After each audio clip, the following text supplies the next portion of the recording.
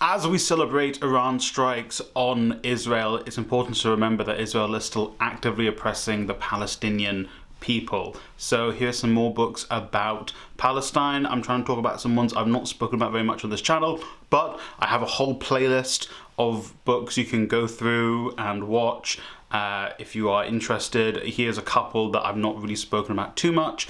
You can check out that playlist if you want. Also, all the videos this week have been pre-recorded, so anything from the 16th, the week of the 16th, has been pre-recorded. So if anything, kind of major happens in the news, unfortunately, I won't be able to address that in this video. I do like to address like current politics in my videos, but I can't, unfortunately. But let's start off with Ilan Pappé's The World's Biggest Prison.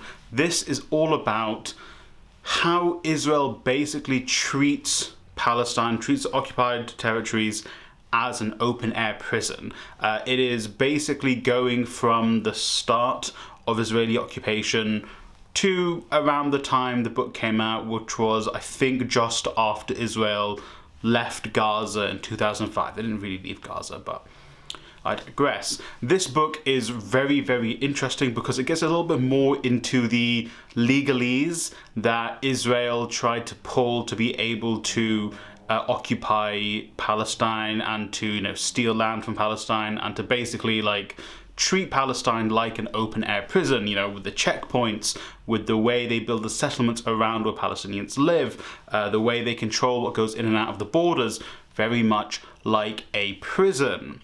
Also, he goes into some of the military tactics and kind of how they set up posts, as in military outposts, to ensure Israeli dominance over the Palestinian people, and how they basically create this inherent fear within the Palestinians which contributes to their imprisonment within their homeland. It is a fascinating book. It is one of Pappé's longer books, in my opinion. A lot of Pappé's stuff, I think the only other book I think that I've read from him that's that long is The Ethnic Cleansing of Palestine.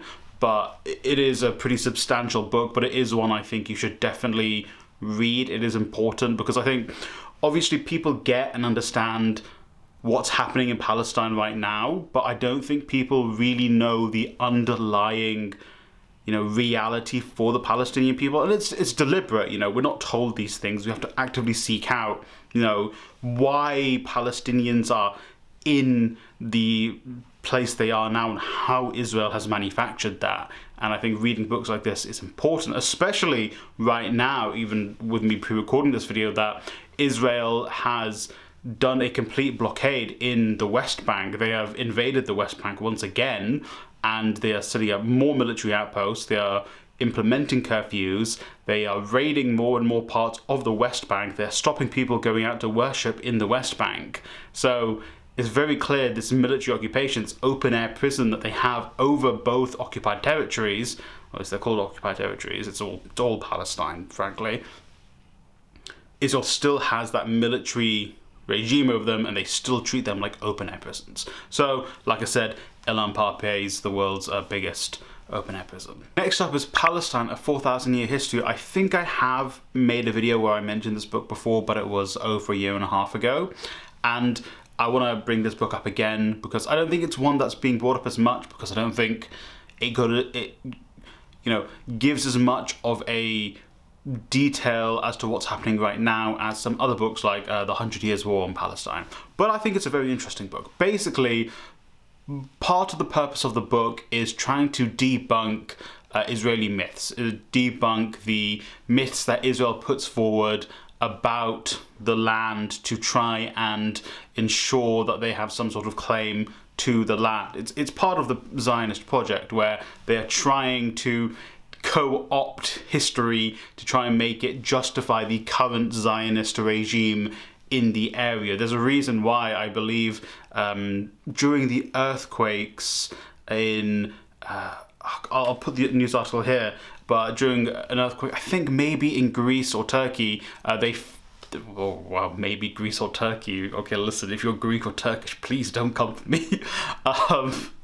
There were Israelis trying to steal artifacts to then use them as a way to justify, the current state of Israel. And basically this book is going over the past 4,000 years of recorded history that we have and the ties that the Palestinian people have to the land. And I don't want to get into genealogy and stuff because it's not really, my expertise, but we know from scientific fact that the Palestinians that live in Palestine are descendants of the people who have always lived in Palestine. Whenever Israel says the Arabs, they call Palestinians the Arabs, it's trying to other Palestinians. They're trying to basically say the Palestinians all came from the Arabian Peninsula, they all came from where Saudi Arabia and Oman and Yemen are. When in actuality, the majority of Palestinians are just from the Levant, are from Palestine, and it's just culturally they have been Arabized. They speak Arabic. That in Morocco, some people speak Arabic. It doesn't mean people from Morocco are from, Saudi Arabia. There are Amazigh people who speak Arabic. It doesn't mean they're not Amazigh. That's kind of what Israel's trying to do. Israel tries to co-opt the history and the land and use it to justify their existence and try to undermine the existence of Palestine. That's why you always see people saying, there's no P in Arabic, so Palestine can't exist. And it's like, well, there's no, C in China, but they call it Zhongguo because that's a language. But yeah, this book it's very interesting. It's a bit long, and obviously if you're not someone like me who's very interested in ancient history and pre-modern history, it might be a little bit more difficult. Obviously it does cover the past 100 years or so as well. But so you are going to get that in this book, but obviously because it's 4,000 years, 3,900, okay, we'll say 3,800 of these years, because you include British colonialism, isn't really what's happening that most people know right now, if that makes sense. And finally, a book that I've been banging on about ever since I read it, and I think I made a whole video on it as well, Witness in Palestine. This book genuinely hurt me to read. I felt physically and emotionally sick reading it.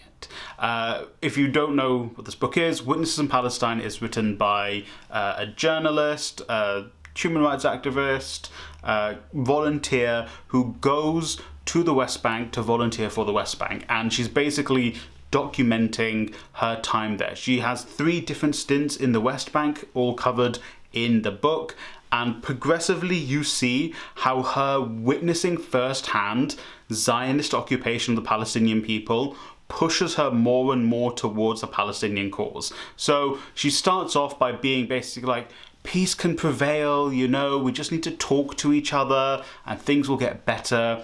And the more she sees what's happening in Palestine, the more she actually experiences firsthand what Palestinians go through herself, the more and more she's like, I get why the Palestinians are so fed up and angry with this. I get why the Palestinians are fighting back, why the Palestinians are using their right to resistance. It's that meme of the guy at the World Cup who was one conversation with an Israeli and suddenly he becomes pro-Palestine. And what do you think about the game? I thought it was a good game. I thought in the beginning Israel was better, but now Mali is destroying them, I think. Israel is not bad. Israel is not bad, but I think Mali is going to destroy them today. No, I'm just talking about football. I'm just talking about football. Free Palestine! Free Palestine! Free Palestine! Free Palestine! Because that's kind of what it is. And the stuff documented in this book is truly horrifying. And this is 20 years ago this book came out. So 20 years ago this stuff was happening, and it's still happening now. I'll very quickly go through some of the stories. I mean, one of them is from the author herself, her experience going through an Israeli checkpoint, the dehumanization she had to feel, being forced to walk back and forth, locked in a room on her own, having being strip searched, being, you know, teased by the male guards, you know, and she's like, this was me. Imagine if I was a Palestinian woman alone going through this, just a Palestinian in general. Her watching Palestinians being corralled into these checkpoints, which are illegal, you know, they shouldn't be there. Israel's put them there. And, you know, them being corralled, being told to go forward and back and forward, seeing people being kidnapped from their homes for no reason, Israelis taking them, kidnapping them, beating them and dropping them back off. Her recounting a mother and a father trying to take their dying baby through a checkpoint, and these 18-year-olds with machine guns being like, no, you have to wait. And then an hour later being like, show me your ID cards. And then an hour after that going back. Then they see the dead baby and they're like, oh, I guess you can go through now. And the hospital telling them, if you'd gotten here a couple of hours ago, your child would be alive. It's... I'm talking about it and I'm getting angry.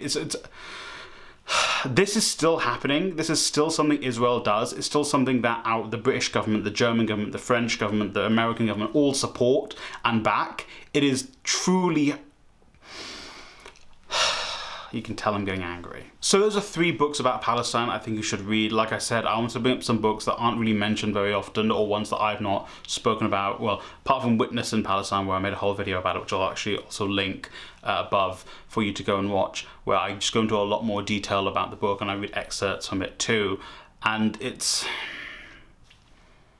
Obviously, you know, there's a lot going on in the world. You know, fascism is on the rise. And you know we've got what's going on in Congo, Sudan, the United States, Palestine, just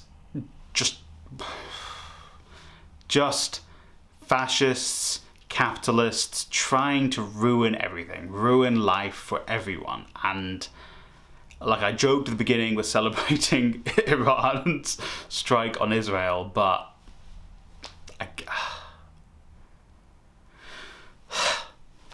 members, I apologise, there's no short shout out here.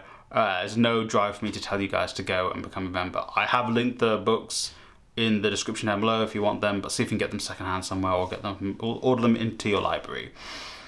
Thank you for watching, and as always, free Palestine.